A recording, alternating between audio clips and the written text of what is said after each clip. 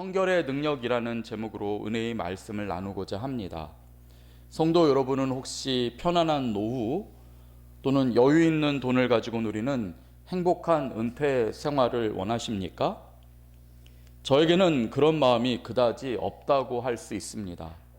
저는 죽을 때까지 무언가 하나님에게 그리고 또 남에게 쓰임받는 일, 도움이 되는 일을 하다가 갑자기 어느 날 밤에 주님이 부르셔서 눈 감게 되기를 원하는 소원이 있습니다. 제가 몇몇 은퇴 생활자들을 알고 있거든요. 그 중에 몇 분은 은퇴와 동시에 폭삭 늙으신 것을 보았습니다. 긴장할 필요가 없어서 늘어지다 보니 삶을 힘차게 살아가야 할 의욕도 사라지고, 그러다 보니 피부도 늘어지고 고개도 꺾이고 다리도 후들거리게 되셨나, 그런 마음이 들었습니다. 하지만 몇몇 은퇴하신 분들은 은퇴한 뒤에도 여전히 목소리가 변함없고 외모도 반듯하고 또 뭔가 정말 더 빛나는 그런 분도 제가 본 적이 있습니다. 은퇴하신 뒤에도 찾아달라는 곳이 있어서 늘 즐거운 긴장이 끊어지지 않고 자신이 평생 해온 일을 하는 그런 분들은 죽기 전까지 행복하시겠다, 곁에서 그런 그분들을 보면서 그런 생각이 들었습니다. 그렇기 때문에 저도 죽기 직전까지 하나님 앞에서 쓰임 받다가 어느 날 부르시면 눈 떠보니 천국 가는 그런 소망을 가지고 있습니다. 사람들은 은퇴 후에 여가 생활과 안락한 삶을 보통 꿈꿉니다. 하지만 그런 삶은 다 유토피아라고 말씀드리고 싶습니다. 유토피아라는 말이 이 세상에는 없는 곳이라는 말이듯 진정한 평화와 안식은 이 세상에 없습니다. 그러니 은퇴를 하더라도 여전히 우리가 이 세상에 발붙이고 사는 동안에는 진정한 평화와 안식을 얻기는커녕 낡은 생각과 두려움을 벗어나기가 힘든 것입니다. 세상은 50세만 넘으면 은퇴를 종용하고 60세만 넘으면 퇴물 취급을 하고 70살까지도 일하면 저주받았다고 여깁니다. 하지만 예수를 믿는 우리는 나이를 먹을수록 더 능률적으로 일할 수 있고 또 삶에서 더 놀라운 결과를 얻어낼 수 있는 사람이 되어야만 합니다. 산지요 또 천연 요새요 네피림의 후손인 거대한 사람들이 지키고 있던 그 헤브론이라고 하는 땅이 가나안에 있었습니다. 그런데 이 헤브론을 정복한 사람이 누구입니까? 85세의 갈렙이었습니다. 그는 여호수아에게 이 땅을 달라고 할 때 말하기를, 나는 젊을 때보다 지금이 더 힘이 세고 젊을 때보다 지금 더 이 강력한 적이 자리 잡고 있는 헤브론 땅을 정복하기에 최적의 모든 조건을 갖추고 있다라고 말해서 여호수아의 허락을 받고 결국 정복하게 되었습니다. 그 헤브론이 오늘날의 예루살렘입니다. 갈렙이 보여준 삶은 우리 신앙인의 노년이 어떻게 되어야 할지를 웅변적으로 말해줍니다. 죽기 전까지 우리는 더 뜨거워져야 합니다. 더 영적으로 힘차야 합니다. 하나님을 위하여 또 우리의 사랑하는 사람을 위하여 더 놀라운 일을 계획할 수 있고 그 일을 효율적으로, 능률적으로 그리고 실제로 이루는 그런 사람이 되어야 합니다. 그러기 위해서 우리는 하루라도 빠짐없이 인류의 지혜를 기록해 놓은 좋은 책을 찾아서 읽거나 또는 몸을 단련하거나 또 잠들지 않도록 늘 부단히 노력해야 합니다. 무엇보다 성경을 읽고 묵상하는 일은 그 모든 일에 앞서는 기본입니다.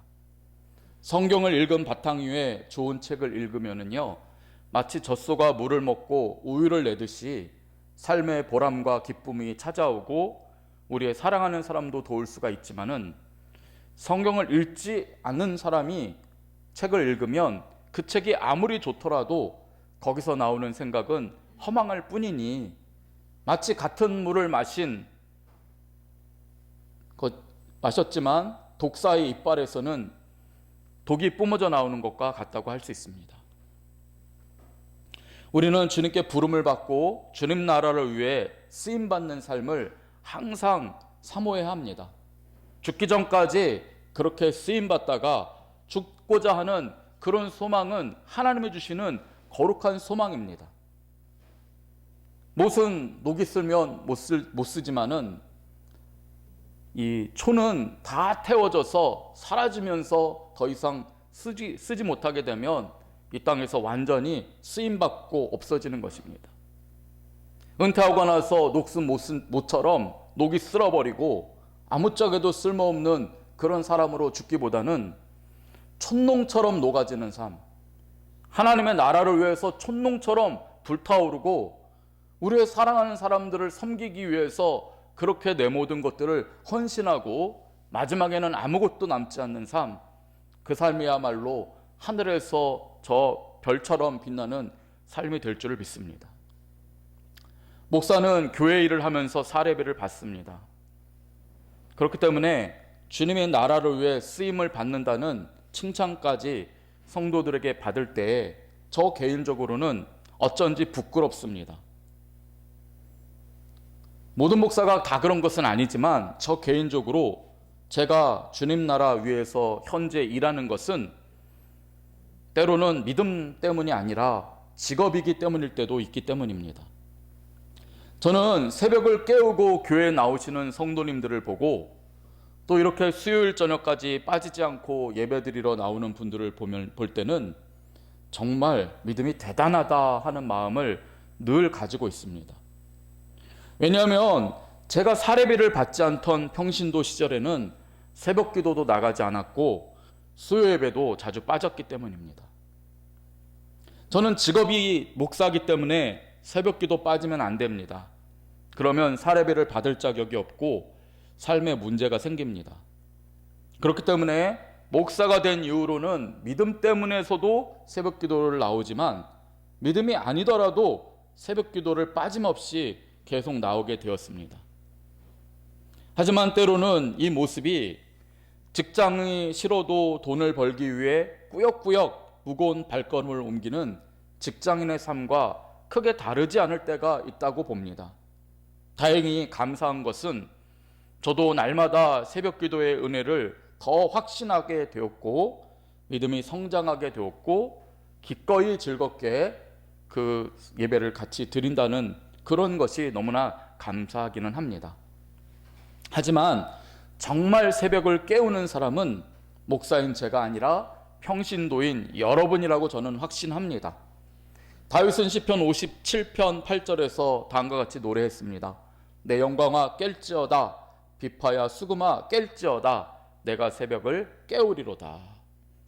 다윗은 누구보다 먼저 일어나서 새벽을 깨우고 주님이 동행하시는 새 아침을 맞이하는 사람이었습니다. 그는 가장 어둡고 추운 새벽에 벌떡 일어나 비파 또는 수금으로 주님을 찬양했습니다.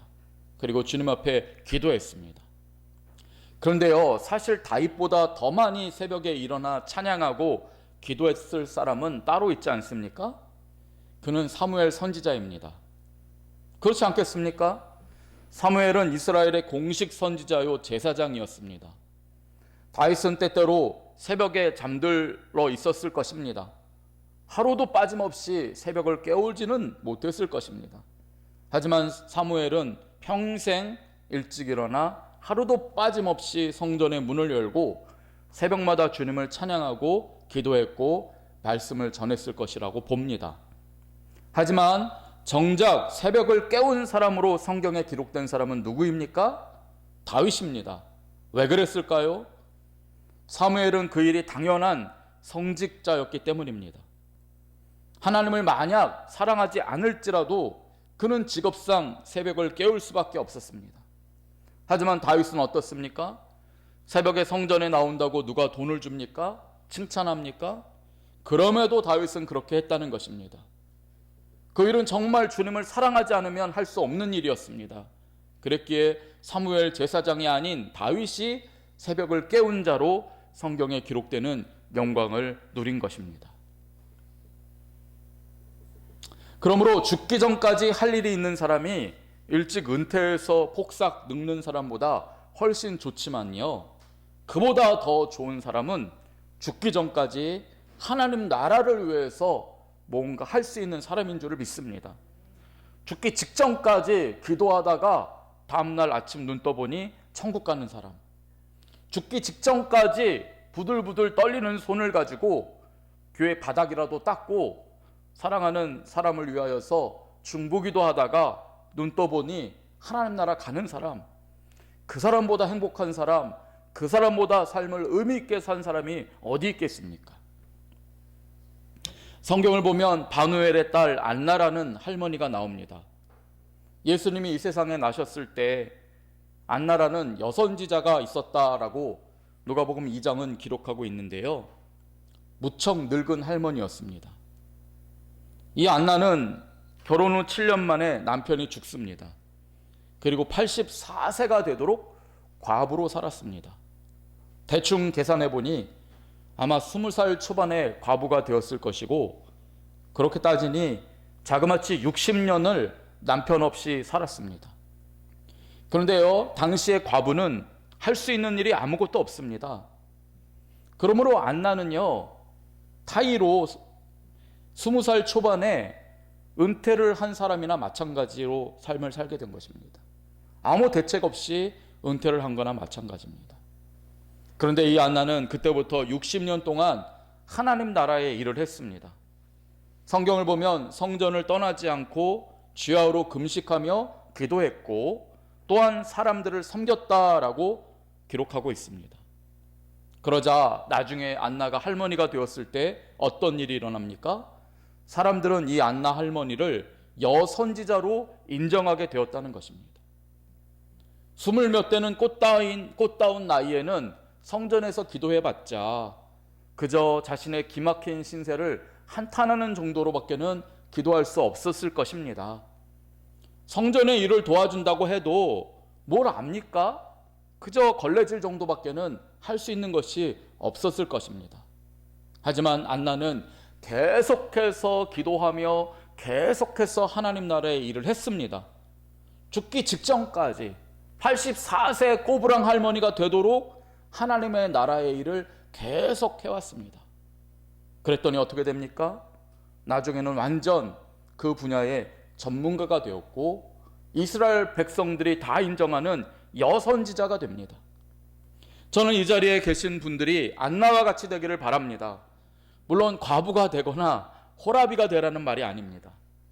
제 말은 은퇴 후에 하와이에서 여생을 보내려는 꿈이나 꾸면서 은퇴한 날을 손꼽다가 녹슬어버리는 그런 인생 살지 마시고 평생 일할 만한 능력을 갖추기 위해서 지금부터 노력하시되 무엇보다 하나님 나라를 위한 전문인 사역자가 되시라는 그런 말씀인 것입니다. 그래서 죽기 직전까지 하나님이 여러 번 계속해서 쓰시는 기도의 전문가, 전도의 전문가, 섬김의 전문가, 각종 교회 분야의 전문가가 되시라는 그런 말씀인 것입니다. 제가 아는 분의 아버지는 충청도의 도지사를 하셨던 분입니다. 그러니 여생을 누구보다 편안히 살 수 있었습니다. 그런데 이들 부부는 은퇴 후에 태국으로 가셔서 평신도 선교사로 지금도 열심히 봉사하십니다. 저는 그런 분들이야말로 하늘나라에서 칭찬받고 주님이 안아주시고 하늘나라의 시상대에 올리셔서 큰 상을 주시리라 믿습니다. 이 자리에 있는 분들이 다 그렇게 큰 상 받게 되시기를 간절히 바랍니다. 오늘 말씀을 보시면 이렇게 죽기 전까지 하나님께 쓰임받을 사람이 되려면 무엇부터 갖춰야 할지 말씀하고 있습니다. 그것은 청결입니다. 깨끗해지는 것입니다. 우리가 죽기 전까지 주님께 쓰임받으려면 반드시 이루어야 할 필수 조건은 청결입니다. 본문을 보시면 그 사실을 알 수 있습니다. 큰 집에는 금그릇도 있고 은그릇도 있고 천하게 쓰는 그릇도 있고 귀하게 쓰는 그릇도 있다 말씀합니다. 여기서 금그릇, 은그릇은 능력이나 자격을 말할 것입니다. 어떤 사람은 금그릇과 같습니다. 그는 배움이 커서 외국어에도 능통하고 업무 능력도 뛰어납니다. 그런가 하면 어떤 사람은 초등학교밖에 못 나와서 그릇이나 닦는 수밖에 없습니다. 그런 점으로 볼 때 많이 배운 사람은 금그릇이고 능력을 갖추지 못한 사람은 나무그릇, 질그릇이라고 할 수 있습니다. 세상은 이 점에 주목합니다. 그래서 절대로 금그릇 쓸 자리에 나무그릇을 올려놓지 않습니다. 외국에서 손님들이 와서 접대를 해야 하는데 초등학교밖에 못 나온 사람을 내보내는 세상은 어디에도 없다는 말입니다. 그런 일은 드라마에만 가끔 나옵니다. 자격을 갖추지 못한 사람이 우연히 금그릇들만 가는 자리에 가는 일은 드라마에만 나옵니다.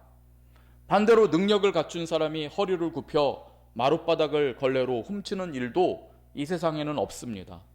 그런 일이 드라마에는 가끔 나올 수 있는지 모르겠지만 실제로 그런 일은 벌어지지 않습니다.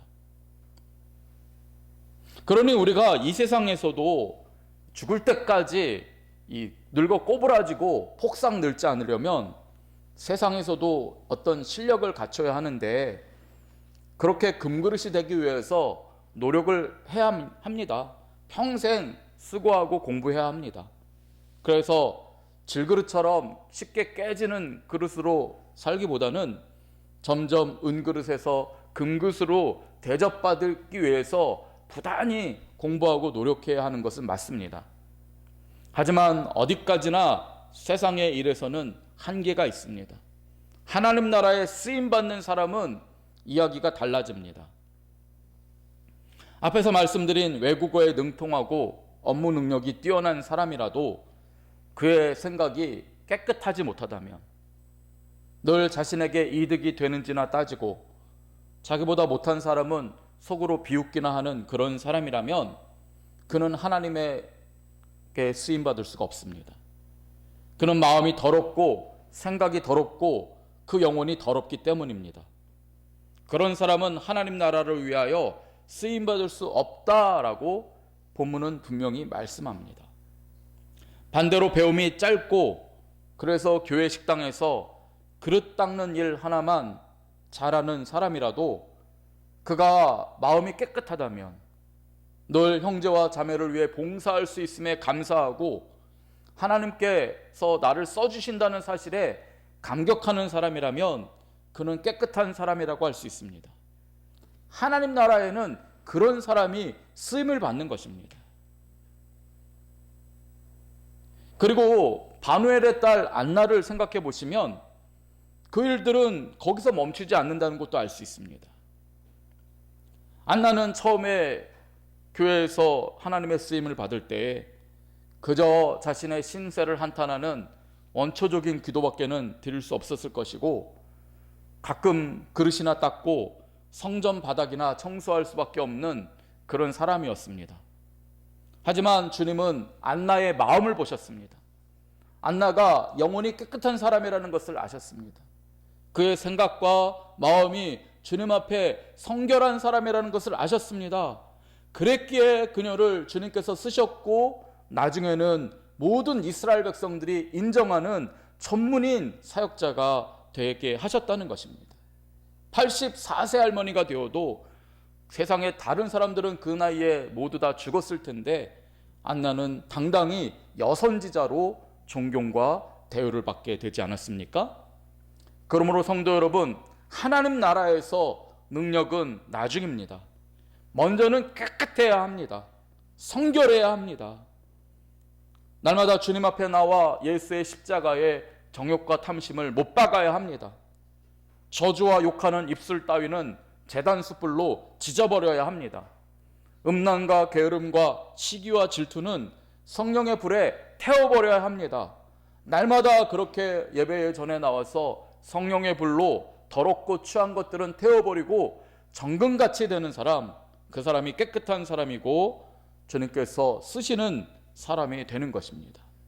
그런 사람은 죽기 전까지 주님 나라를 위해서 어디서든 크건 작건 쓰임을 받다가 어느 날 어깨가 뻐근하네, 나 좀 일찍 잔다 하고 자면 아침이 되면 평소에 새벽기도 가시던 양반이 어째 오늘은 늦잠 주무신다 흔들어 보니 곤히 잠든 채 하늘나라 가는 겁니다. 모세가 그렇지 않았습니까? 120살 되도록 하나님께 쓰임받다가 느보산 정상에서 죽는 것처럼 죽지 않고 잠든 것처럼 눈 감고 하나님께로 갔습니다. 엘리야가 평생 하나님 나라를 위해서 기도하고 말씀을 외치다가 어느 날 갑자기 하늘에서 불의 전차가 내려와서 하늘로 올라갔습니다. 날마다 하나님과 교제하고 동행하던 에녹이 어느 날 갑자기 주님의 부름을 받고 하늘로 올라간 경우처럼 정말 하나님 앞에 평생 쓰임받는 사람은 그렇게 어느 날 고통 없이 남에게 패기치지 않고 주님 부르시는 그날 깨끗하게 갈 줄을 믿습니다. 정말 부럽지 않으십니까? 저도 그렇게 아름다운 인생 살다가 깨끗하게 죽고 싶습니다. 그러나 그러려면 제가 저를 보니 반드시 해결해야 할 숙제가 있습니다. 그것은 청소입니다. 여러분은 청소를 잘 하시겠지만 저는 그다지 청소를 좋아하지 않습니다. 그래서 늘 제 주변은 어수선하고 지저분합니다. 물론 저에게도 변명할 거리는 있습니다. 남들이 볼 때는 어수선하고 물건이 여기저기 널려 있는 것 같아도 제 머리에는 모든 물건이 있는 장소에 대한 그 기억이 다 들어 있습니다. 그러기에 어떤 물건이 있던 자리를 벗어나면 그때부터는 정신이 사나워집니다. 근데 여기 앞에 계신 우리 사모님께서는 제가 늘어놓으면 그 꼴을 못 보고 바로 치워버립니다. 정말 좋은 아내죠. 하지만 그 순간부터 제 머릿속에 있던 물건이 갑자기 사라지고 머릿속에 커다란 물음표가 생깁니다. 그 녀석이 어디로 갔을까? 그래서요, 제가 쓰는 꼼수가 있습니다. 일단 다 쑤셔 넣는 겁니다. 상자나 장에다가 다 쑤셔 놓고 겉으로 볼 때는 깔끔하게 보이도록 해두는 것입니다. 가끔 손님 오시면 이런 집이 있죠. 물건을 정리해서 차곡차곡 넣어두고 하려면 시간이 많이 필요합니다. 그러니까 급한 김에 일단 장에다가 다 쑤셔 넣는 것입니다. 그래서 손님이 가시고 나면 장을 열면 갑자기 물건들이 와르르 쏟아져 내리기도 하지 않습니까? 저는 어느 날 갑자기 주님이 저를 부르셔서 지구 위에 살던 제가 갑자기 사라질 때를 상상해 봅니다. 그때를 생각하면 딱 한 가지 걸리는 점이 있습니다. 그날 정리되지 않는 제 삶의 모든 것들을 어쩌란 말인가 하는 점입니다. 이 세상에 맨몸으로 나왔지 않습니까? 그런데 갈 때는 여기저기 지저분한 물건들이 정리되지 않는 채 떠나게 된다면 얼마나 부끄러울까 그런 생각을 합니다. 그런데요, 이보다 더 큰 문제가 있더라고요. 물건은 어쩔 수 없더라도 우리가 이 세상을 떠날 때 남겨둬서는 안 될 더 중요한 것이 있습니다. 그것이 무엇입니까? 죽기 전까지 깨끗하게 해결하지 못한 내 마음의 죄악들입니다. 누군가를 향한 미움과 시기와 원한이 있는데 죽기 전까지 그것을 해결해 놓지 못하고 놔두고 간다면 얼마나 끔찍한 일일지요. 누군가 다툰 후에 화해하지 못하고 남겨둔 일들도 그런 일입니다.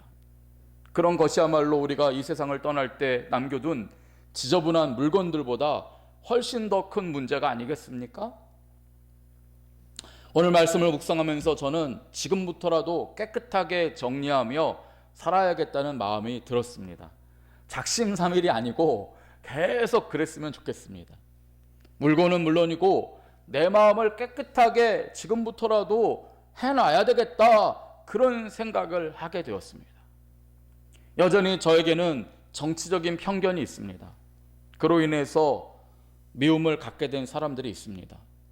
여전히 저에게는 도덕적인 잣대로 인해 누군가를 저 아래로 보는 그런 싸늘한 편견이 있습니다. 여전히 저에게는 다툼 뒤에 마음 깊은 곳에 앙금이 가라앉아 있습니다. 여전히 저에게는 주님을 등쳐먹고 제 이득을 취하려는 우상숭배의 마음이 있습니다. 이렇게 더러운 제가 은퇴 뒤에도 하나님의 나라를 위해 쓰임받고 싶다는 마음이 또 있으니 주님 입장에서는 참 난감하실 것입니다.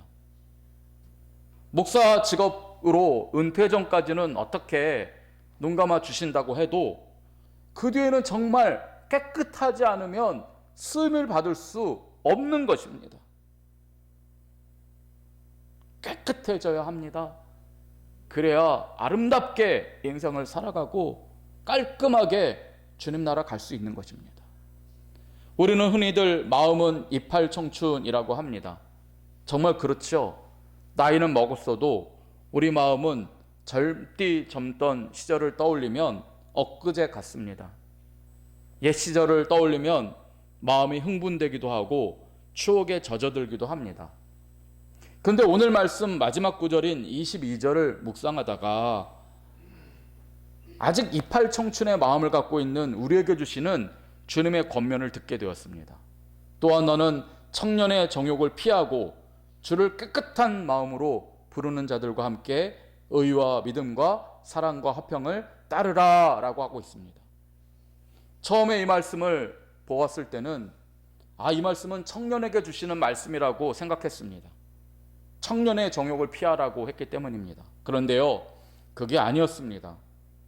청년의 정욕을 피하라는 말씀은 여전히 이팔 청춘과 같은 그런 마음 자세로 살고 있는 우리에게 주시는 말씀입니다.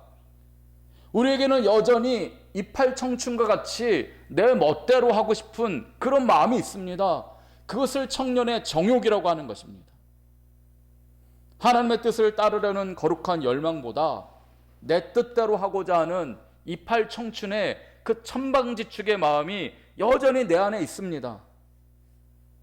내 뜻대로 하고자 하면서 꺾이지 않는 고집이 여전히 내 마음속에 드세게 자리 잡고 있습니다. 그 마음을 가지면 결국 최선을 다해 콘크리트 벽으로 머리를 부딪히는 미친놈처럼 그 마음으로는 우리를 천국으로 인도할 수 없고 멸망으로 인도할 뿐입니다. 베드로가 그 청년의 정욕이 들끓었을 때 어떻습니까? 그는 입으로는 예수님을 위해 목숨도 바치겠다라고 가장 잘 믿는 사람처럼 말은 잘했습니다. 가장 용감한 사람처럼 말고의 귀를 베어버리는 폭력도 서슴지 않았습니다. 하지만 그 청년의 정욕은 결국 예수님이 잡히시던 밤에 세상에서 가장 부끄러운 자신을 마주할 수밖에 없게 만들었습니다. 얼마나 부끄러웠을까요? 얼마나 그 청년의 정욕 때문에 한없이 부끄러운 인생을 살았다는 것을 그가 경험해야 했습니까? 성도 여러분, 우리에게도 이러한 청년의 정욕이 있습니다. 이것에서 우리를 깨끗하게 해야 합니다. 그렇게 한 다음에 주님을 깨끗한 마음으로 부르는 형제 자매와 함께 의와 믿음과 사랑과 화평을 따르라고 하셨습니다. 성도 여러분, 우리 인생 얼마 남지 않았습니다. 이 자리에 있는 우리의 다음 세대를 제외하고는 우리 인생 길어야 이제 30년 정도 남았다고 봅니다. 우리 함께 주님 앞에서 깨끗하게 정리하십시다. 그리고 우리 형제 자매들이 함께 주님 나라에 쓰임받고 의와 믿음과 사랑과 화평을 따라다가 주님 나라 갑시다. 이 부르심에 결단하고 헌신하는 저와 여러분이 되시기를 주님의 이름으로 축원드립니다. 아멘. 기도하겠습니다. 아버지, 주님께 손 붙들려서 끝까지 주님만 의지하고 주님의 일을 위하여서 벽돌 한 장이라도 올리는 주님 나라의 건설자들이 되기 원합니다. 녹슨 못이 되어서 버려지는 인생이 아니고 활활 믿음으로 불타오르면서 촛농처럼 사라지는 인생 되기를 원합니다. 그렇게 인생의 마지막 숨 한가까지도 하나님을 위하여서 쓰다가 어느 날 주님 부르시면 눈 떠보니 천국가 있는 승리의 삶을 살기 원합니다. 주님, 그 일을 위하여 깨끗하게 하여 주옵소서. 청년의 정욕을 버리게 하여 주시고 성령불로 우리의 더러운 것들은 다 태워버리게 하여 주옵소서. 그래야 주님 앞에 끝까지 쓰임받고 우리의 영역과 지력과 체력이 쇠하지 않는 그런 삶을 살고 주님 나라에서 눈뜨는 거룩한 백성 되게 하여 주옵소서. 감사드리며 예수님 이름으로 기도드립니다. 아멘.